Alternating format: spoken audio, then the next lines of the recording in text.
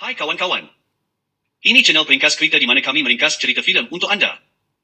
Hari ini, kami akan meringkaskan filem 2016 berjudul Hush. Awas ada spoiler. Cerita bermula dengan rumah yang berada di tengah hutan. Madi sedang menyediakan makan malam stik kambing dengan menggunakan komputer sebagai bimbingan. Dia ternyata pekak ketika dia merasakan masakannya. Tiba-tiba notis muncul di skrin komputer. Notis itu adalah dari Sarah yang tinggal sebelahannya, bertanya jikalau dia boleh datang ke rumahnya. Rakan Madi kemudian berjalan menuju ke rumahnya. Sarah beritahu Madi melalui bahasa isyarat bahawa dia baru sahaja selesai membaca bukunya. Dia kemudian bertanya, bagaimana Madi menghasilkan tulisannya? Madi menjawab bahawa itu dipanggil penulis otak, seperti yang dikatakan oleh ibunya pada masa dahulu. Apa-apa situasi dalam filem yang akan terjadi, di dalam pemikirannya, ada banyak akhir ceritanya. Perbualan mereka terganggu oleh bunyi yang amat kuat. Mereka berlari pulang ke rumah dan melihat asap keluar dari ketuhar. Ketika itu, penggera kebakaran mula berbunyi dengan kuat. Madi meminta maaf kerana penggera kebakarannya berbunyi terlampau kuat, dan memberitahu Sarah bahawa dia memerlukannya supaya dia dapat merasakan getaran untuk membangunkannya. Madi memberi Sarah salinan bukunya sendiri sebelum Sarah balik ke rumahnya. Pada lewat malam itu, Madi duduk bersendirian di ruang tamu untuk menyelesaikan manuskripnya. Dengan rasa yang kecewa, dia cuba mengubah perhatiannya dengan membersihkan kotoran di dapur. Tiba-tiba rakannya Sarah berlari ke arah pintu dapur Madi sambil menjerit dan menangis. Selepas berulang kali meminta tolong tapi tidak berjaya, Sarah cuba membuka pintu, tetapi terkunci.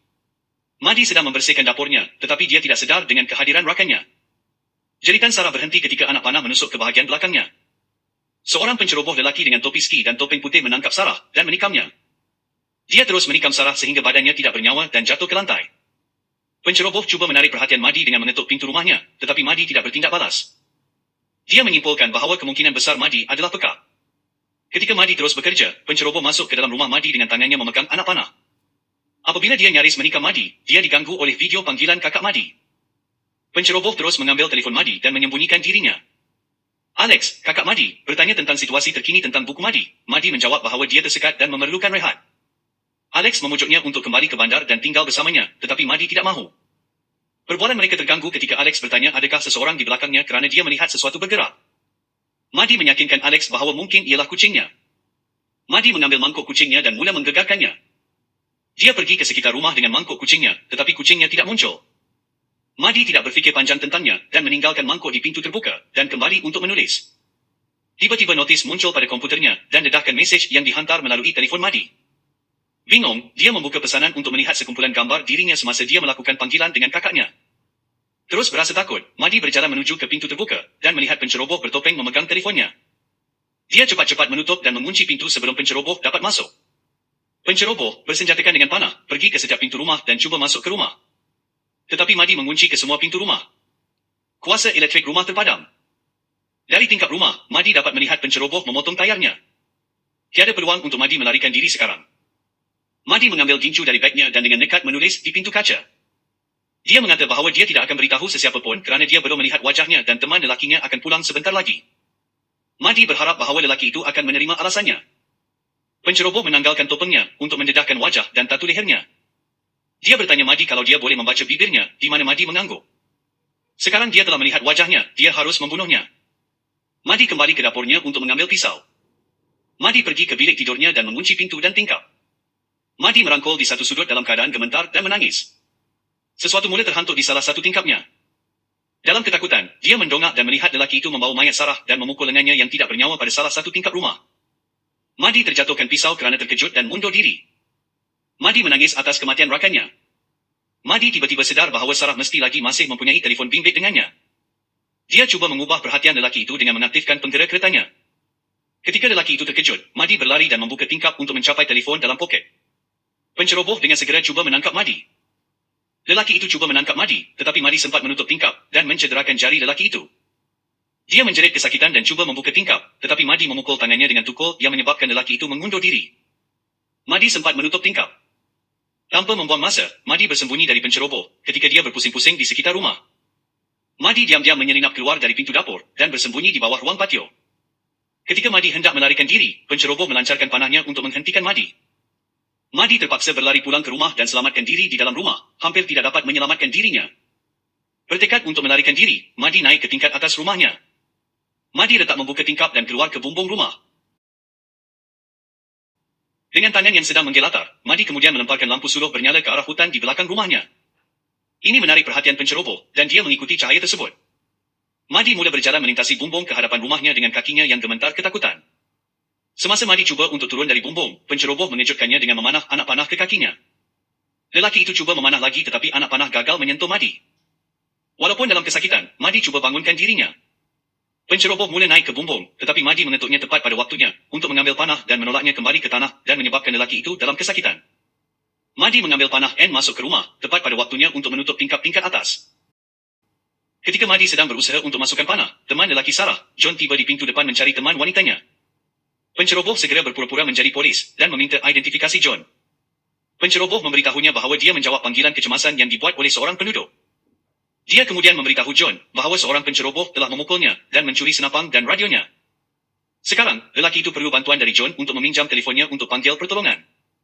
John mencurigai lelaki itu dan bertanya kepadanya bagaimana Madi dapat membuat panggilan itu sebab Madi pekak dan bisu. John memberitahu lelaki itu bahawa mungkin ada kunci ganti yang tersembunyi di bawah salah satu pasu bunga.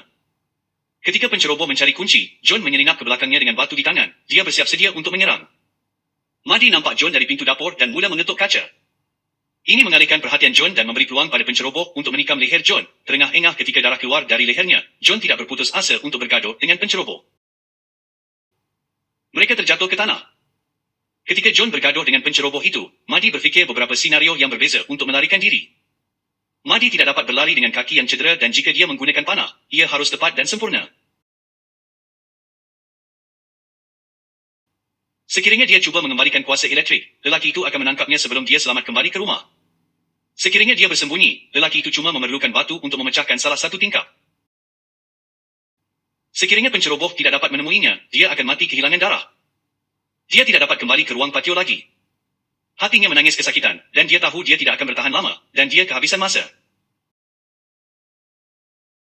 Penceroboh bebas dari John dan menolaknya. John berdarah dan mati, tidak dapat menolong mati. Madi mengambil kesempatan ini dan menembak anak panah ke bahunya. Penceroboh menjerit kesakitan. Kemarahannya mendorong keinginannya untuk membunuh Madi. Dia berlari mengejar Madi masuk ke dalam rumah dan mengepit tangan Madi di tengah-tengah pintu dapur. Tidak dapat menjerit kesakitan, Madi hanya dapat menangis ketika lelaki itu menghentak tangannya, sehingga patah tulang jarinya. Dengan sisa tenaga yang dia ada, Madi menarik kembali tangannya balik ke dalam rumah. Semasa penceroboh cuba membuka pintu kaca, Madi menulis keterangan penceroboh di komputer dengan tangan yang tidak cedera dan mengunci dirinya di bilik mandi. Semasa dia menunggunya masuk, penceroboh menyelinap melalui tingkap yang pecah dan merayap di belakangnya. Masa lelaki itu hendak memukulnya, Madi dapat merasakan nafasnya di lehernya dan berpusing untuk menikam lelaki itu di lututnya. Dia menjerit kesakitan. Madi kembali ke dapur dengan tangannya yang sakit dan kaki yang berdarah. Madi rebah di sebelah salah satu kabinet ketika penceroboh berjalan menuju ke arahnya. Madi menyemburkan semburan pepijat ke wajah lelaki itu dan mengaktifkan semula penggera kebakarannya untuk memberinya lebih masa. Penceroboh akhirnya mengejar Madi dan mereka terperangkap dalam pergelutan. Penceroboh menumbuk wajah dan mencekik Madi, tetapi Madi melawan balik, menolak jari penceroboh untuk mencederakannya.